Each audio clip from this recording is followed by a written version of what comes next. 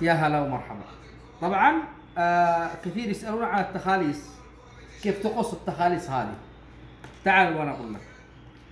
تعال قول شوية. التخاليص لما تجي تقص التخاليص تشوف كم وسع اليد هنا، كم وسع اليد هنا. مثلا عندي ثوب وسع اليد حقه 7 و75، اخرج 7 و75 فوق، 7 و75 فوق وسع اليد، اواصل الى ربع طول الثوب. كم ربع طول الثوب؟ طول الثوب كم؟ 60 وربع، يعني 15 سنتي فقط. وافعل هنا اشاره، ممكن ازود 2 سنتي فقط او ربع فقط، ولا الافضل انك ما تزود ولا شيء. كم خرجنا من راس الجنب؟ راس الجنب خرجنا 4 وكم وربع.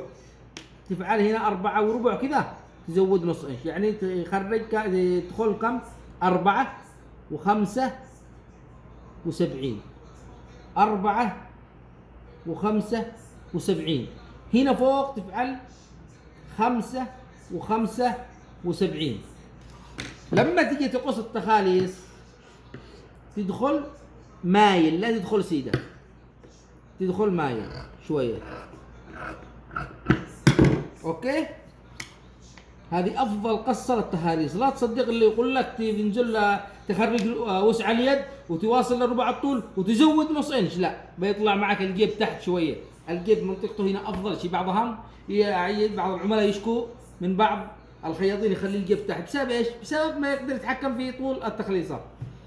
خلاص الان تدخل من هنا، تمشي سيده، تبدا الميلان من هنا. هكذا شكل التخليصات الصحيح.